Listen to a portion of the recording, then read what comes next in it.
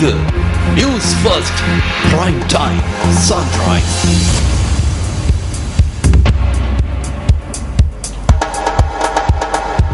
வணக்கம். சக்தி டிவியின் காலை நேர பிரதான செய்திகளோடு இணைந்திருக்கின்றோம். இன்றைய பொழுதும் ஒரு இனிமையான பொழுதாக அனைவருக்கும் மலர எல்லோருக்கும் பொதுவான இறைவனை பிரார்த்தித்துக் கொண்டு செய்திகளுக்குள் செல்லலாம். முதலில் தலைப்புச் செய்திகள். சமையல் எரிவாயுவின் விலையை அதிகரிக்குமாறு எரிவாயு நிறுவனங்கள் விடுத்த வேண்டுகோளை நுகர்வோர் அதிகார சபை நிராகரிப்பு. கிளிநொச்சி இரணிமடுவில் இடம்பெற்ற பஸ் விபத்தில் 11 பேர் காயம்.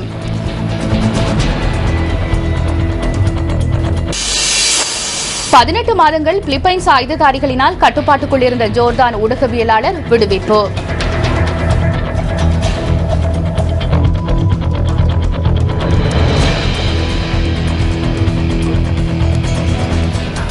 உள்நாட்டுச் செய்திகள். சமையல் எரிவாயுவின் விலையை அதிகரிக்குமாறு எரிவாயு நிறுவனங்கள் விடுத்த வேண்டுகோளை நுகர்வோர் அதிகார சபை நிராகரித்துள்ளது. விலையை அதிகரிக்குமாறு அரசு மற்றும் தனியார் எரிவாயு நிறுவனங்கள் இரண்டினால் வேண்டுகோள் விடுக்கப்பட்டுள்ளதாக அதிகார சபையின் பணிப்பாளர் நாயகம் JMA டக்ளஸ் தெரிவித்துள்ளார்.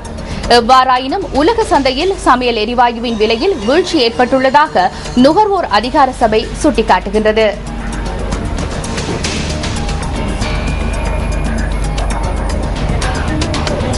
அதற்கமைய சமையல் எரிவாயுவின் விலையை அதிகரிப்பதற்கு அனுமதியை குறித்த நிறுவனங்களுக்கு வழங்கவில்லை என்று அதிகார சபையின் பணிப்பாளர் நாயகம் JMA டக்ளஸ் மேலும் தெரிவித்துள்ளார்.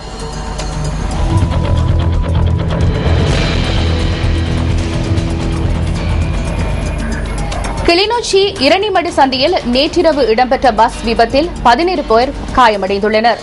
யாழ்ப்பாணத்திலிருந்து கொழும்பு நோக்கி பயணித்துக் கொண்டிருந்த பஸ் கட்டுப்பாட்டை இழந்து வீதியின் அருகிலிருந்த மரமொன்றில் வீழ்ந்ததால் மரமொன்றுடன் மோதியதால் இந்த விபத்து இடம்பெற்றுள்ளது.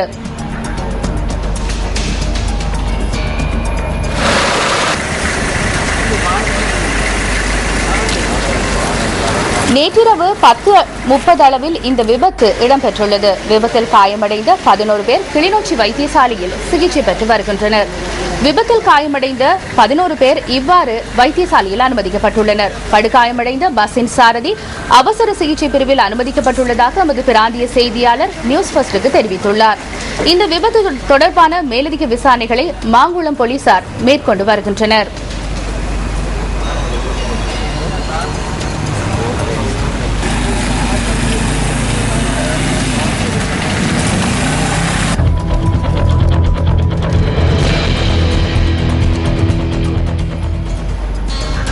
வேக எல்லையை மீறிய குற்றத்திற்காக சாரதி அனுமதி பத்திரத்தில் புள்ளிகளிடும் முறையொன்றை அறிமுகப்படுத்த மோட்டார் போக்குவரத்து திணைக்களம் நடவடிக்கை எடுத்துள்ளது.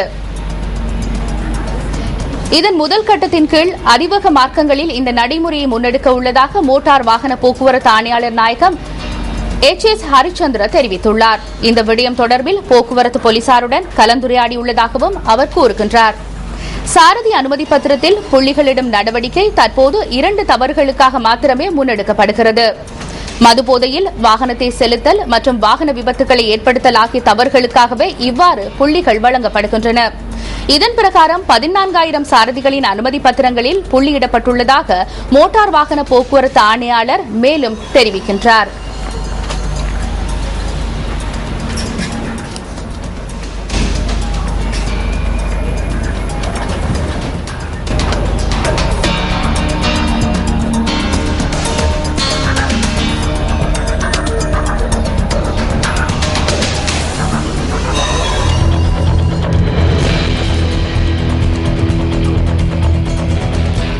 தற்போது நாட்டில் இடியுடன் கூடிய வானிலை நிலவுகிறது.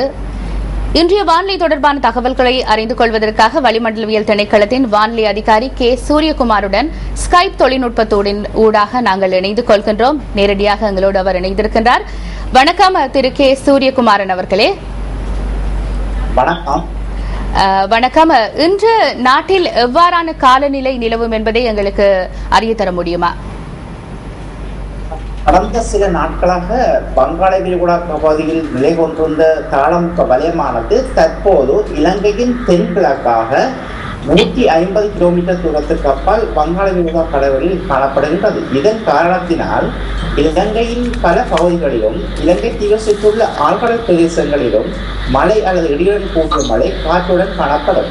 இதன் தாக்கத்தால் முக்கியமாக வடக்கு, கிழக்கு, வடமத்திய ஊவா மாகாணங்களின் பல பகுதிகளில் இடியுடன் கூடிய மழை காணப்படும். அதேவேளை ஏனைய பிரதேசங்கள் பலவற்றிலும் பிற்பகல் அல்லது இரவு வேளைகளில் இடியுடன் கூடிய மழை காணப்படும். கடல் பிராந்தியங்களில் காலி முதல் மட்டக்களப்பூடான யாழ்ப்பாணம் வரையான ஆழ்கடல் பிரதேசங்களில் இடியுடன் கூடிய மழை காணப்படும். இந்த கடற்பிராசங்களில் காற்றின் வேகமானது மணித்தியாலத்துக்கு 40 கிலோமீட்டர் முதல் 50 கிலோமீட்டர் வரையான வேகத்தில் வடகிழக்கு திசையிலிருந்து காற்று வீசும். அதேவேளை இந்த மேற்குறிப்பிடப்பட்ட காலி முதல் மட்டக்களப்பூடான யாழ்ப்பாணம் வரையான ஆழ்கடல் பிரதேசங்களில் காற்றின் வேகமானது மணித்தியாலத்துக்கு 70 கிலோமீட்டர் வரை சில சமயத்தில் அறிவிப்பை காணப்படுவதனால் இந்த கடற்பிராசங்கள் ஆபத்தானதாகவும் மிகவும் கொந்தளிப்பாகவும் காணப்படும்.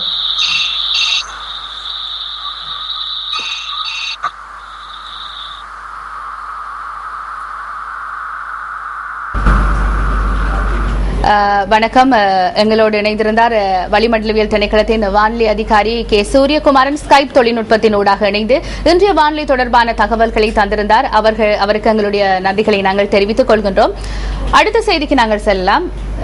இன்றைய மரக்கறி விலை, அதாவது பொதுவாக மழைக்காலம் என்று சொல்லும்போது மரக்கறிகளுடைய விலைகள் தொடர்பாக பாரிய மாற்றங்கள் ஏற்படும்.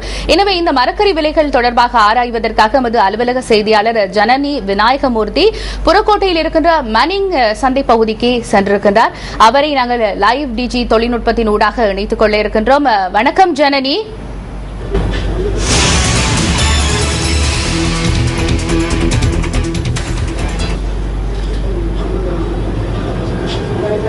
வணக்கம் உமா. தற்பொழுது நாங்கள் புறக்கோட்டை பகுதியில் உள்ள மெனிங் சந்தை பகுதியில் இருந்து உங்களுடன் லைவ் டிஜி தொழில்நுட்பத்தின் மூலம் தொடர்பை ஏற்படுத்தி இருக்கின்றோம். கடந்த நாட்களில் சீரற்ற காலநிலையினால் பொருட்களின் விலைகளில் பாரிய அளவு மாற்றங்கள் ஏற்பட்டிருந்தன. அந்த வகையில் இன்று நாம் மரக்கறிகளின் விலை சம்பந்தமாக ஆராய்வதற்காக இங்கு வந்திருக்கின்றோம். குறிப்பாக பொருட்களின் மரக்கறிகளின் விலைகளில் பெரிய மாற்றங்கள் எதுவும் இல்லை என தெரிவிக்கப்படுகின்றது. கோவா, பெரிய வெங்காயம், கரிமிளகாய் போன்ற மரக்கறிகளில் மட்டும் விலை அதிகரித்து காணப்படுகின்றது. அதேவேளை எதிர்வரும் காலங்களில் மரக்கறிகளின் விலை அதிகரிக்கக்கூடும் என இங்குள்ள வியாபாரிகள் தெரிவிக்கின்றனர். நியூஸ் ஃபர்ஸ்ட் செய்திகளுக்காக ஜனனி விநாயகமூர்த்தி.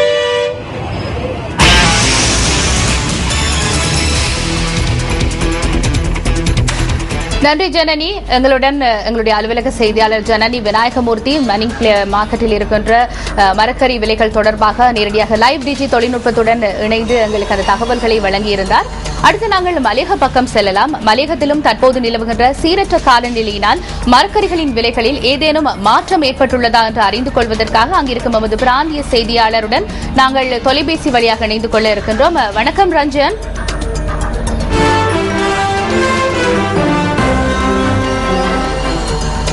வணக்கம். வணக்கம் ரஞ்சன். மலையகத்தில் மரக்கறிகளின் விலை எவ்வாறு காணப்படுகிறது?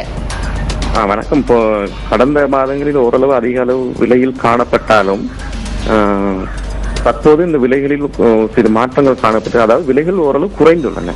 பொதுவாக 100 ரூபாய்க்கு மேல் ஒரு கிலோ மரக்கறியில் 100 ரூபாய்க்கு மேல் இருந்த நிலை மாறி தற்பொழுது எல்லா மரக்கறிகளுமே 100 ரூபாய்க்கு காணப்படுகின்ற நிலைமை காணப்படுகிறது. குறிப்பாக கத்திரிக்காய் போன்ற மரக்கறிகள் 35 தொடர்ந்து 45 ரூபாய் விலையில் கூட பெற்றுக்கொள்ளக்கூடியதாக தற்போது இருக்கின்றது. இவை கடந்த காலங்களில் 100 ரூபாய்க்கு விற்றதாகவே விற்பனையாளர்களும் கொள்வனவாளர்களும் தெரிவிக்கின்றனர். ரஞ்சன், மலையகத்திலே குறிப்பாக எந்த இடங்களில மரக்கறிகள் விலை அதிகேற்றத்தில் இருக்கிறது அல்லது எவ்வாறான நிலைமை குறிப்பாக எந்தெந்த இடங்களில் இருக்கிறது என்பது தொடர்பாக எங்களுக்கு கூற முடியுமா? குறிப்பாக மலையக பகுதிகளில் உற்பத்தியாளர்கள் தங்கள் மரக்கறிகளை வெளியிடங்களுக்கு அனுப்புவதில் குறியாக இருப்பதனால் இங்கு ஏனைய இடங்களை விட ஓரளவு மரக்கறிகளின் விலைகள் அதிகம்தான். குறிப்பாக நூரெலியா, ஹட்டன், கொட்டகலை, தலாக்களை போன்ற மரக்கறி விற்பனையாளர் இருந்தாலும் கடந்த காலங்களில் மரக்கறி விலைகள் அதிகமாகவே காணப்பட்டன. ஆனால் ஒரு வார காலத்துக்கு மரக்கறியின் விலைகள் தற்போது ஓரளவு குறைந்துள்ளன. இந்த தொடர்ச்சியாக இந்த மழை பெய்தால் மீண்டும் இந்த மரக்கறியின் விலைகள் அதிகரிக்கக்கூடிய சாத்தியக்கூறுகள் காணப்படுகின்றன. ரஞ்சன், மலையகத்தில் காலநிலை எவ்வாறு இருக்கிறது? குறிப்பாக இந்த மரக்கறிகளுக்கு மாத்திரமல்லாமல் மக்களுடைய வாழ்க்கையோடு பின்னி பிணைந்த ஒரு விடயமாக காலநிலை இருக்கிறது. இந்த மலையகத்தில் குறிப்பாக எவ்வாறான காலநிலை தற்போது நிலவுகிறது? நேற்று இரவு முதல் நேற்று பிற்பகல் முதல் இரவு வரை மழை பெய்தது, கடுமையாக மழை பெய்தது. தற்பொழுது அந்த மழை ஓரளவு விட்டுள்ள நிலைமை காணப்படுகிறது. எனினும் இவ்வேளையிலுமே மழை பெய்யக்கூடிய சாத்தியக்கூறான ஒரு மப்பும் மந்தாரமான காலநிலை நிலவுகின்றது. இந்த மழை காரணமாக குறிப்பாக பெருந்தோட்ட தொழிலாளர்கள் அதிக அளவில் பாதிக்கப்படக்கூடிய நிலை காணப்படுகிறது. காரணம் தேயிலை பறிப்பதில் ஈடுபட்டுள்ளதனால் இந்த மழை அவர்களின் தொழிலில் பாதிப்பை ஏற்படுத்துகிற நிலையை காணக்கூடியதாக இருக்கின்றது. சில நேரங்களில் இந்த தொழிலாளர்கள் அதிகமானவர்கள் இந்த மழை காரணமாக தொழிலுக்கு செல்வதிலிருந்து தவிர்த்துக் கொள்வதையும் காணக்கூடியதாக உள்ளது. நன்றி ரஞ்சன். எங்களோடு மலையகத்தில் மரக்கறிகளின் விலைகள் தொடர்பாகவும் அங்கிருக்கின்ற காலநிலை தொடர்பாகவும் எங்களோடு தொலைபேசி வழியாக நேரடியாக இணைந்திருந்தார். அந்த நிலைமைகளை எடுத்துக் கூறிய ரஞ்சனுக்கு எங்களுடைய நன்றிகள். அடுத்து, இளமையில் கல்வி சிலையில் எழுத்து. இளமையில் கற்கும் கல்வியே பசுமரத்தாணி போல் அவர்களுடைய மனங்களிலே என்றுமே நிலைத்திருக்கும். ஆனால் இந்த சிறார் சமூகத்தை முன்னேற்ற பாடுபடும் ஆசான்களுக்கு அவர்களுக்குரிய வேதனங்கள் கூட வழங்கப்படாமல் காணப்படும் நிலைமையே மட்டக்களப்பு மாவட்டத்தில் அமைந்துள்ள முன்பள்ளி பாடசாலைகளில் இடம்பெறுவதாக நியூஸ் ஃபர்ஸ்ட் பதிவு செய்கிறது. மட்டக்களப்பு மாவட்டத்தில் பட்டிருப்பு கல்வி வலயத்தில் சுமார் 127 முன்பள்ளி பாடசாலைகள் அமைந்துள்ளன. இவற்றில் சராசரியாக 2000 மாணவர்கள் வரை கல்வி கற்கின்றனர். 3 வயது முடிந்து 5 வயது வரையான மாணவர்கள் இந்த முன்பள்ளிகளில் சேர்த்துக் கொள்ளப்படுகின்றனர். இங்கு இவர்களுக்கு விளையாட்டு மூலமான கற்றல் கற்பித்தல் நடவடிக்கைகள் பயிற்றுவிக்கப்படுகின்றன. மாணவர்களின் திறன்களை விருத்தி செய்வதற்காக அழகியல் கலைகளும் இவர்களுக்கு கற்பிக்கப்படுகின்றன. இவ்வாறு எதிர்காலத்தை கருத்தில் கொண்டு வாழும் மாணவர்களின் நலனுக்காக பாடுபடும் முன்பள்ளி ஆசிரியர்கள் அவர்கள் தொழிலுக்கான வேதனம் கூட வழங்கப்படாமல் இன்னும் நிர்கதியான நிலையிலேயே எதிர்கொண்டுள்ளது என்பது கசப்பானதொரு விடயமாகும். பிள்ளைகளும் ஒழுங்காக பாடசாலைக்கு வருது. அதோடையான பாடசாலை எதுவித காரணத்தினாலும் மூடையும் முடியவில்லை. நடத்தாமல் விட்டாலும் பெரிய ஒரு பாதிப்பை நாங்கள் இழக்க வேண்டிய நிலப்பாடு இருக்கிறது. குழந்தை பிள்ளையோட வாழ்க்கையை, சிறு பிள்ளையோட வாழ்க்கையை பாடாக்கக்கூடாது. இந்த நிலைப்பாட்டில் சம்பளத்தை எதிர்பார்க்காம இவ்வளவு தூரம் கஷ்டப்பட்டு வந்து நடத்தி கொண்டு வருகிறோம். பல வளப்பற்றாக்குறைகளுக்கு மத்தியிலும் படுவான்கரையிலும் எழுவான்கரையிலும் பல்வேறுபட்ட முன்பள்ளிகளில் கற்பிக்கும் ஆசிரியர்கள் தமது சொந்த பணத்தையே செலவு செய்து மாணவ சமுதாயம் முன்னேற வேண்டும் என்ற நோக்கத்தில் தூர இடங்களிலிருந்து பல கஷ்டங்களையும் பொருட்படுத்தாமல் வந்து போவதாக தெரிவிக்கின்றனர்.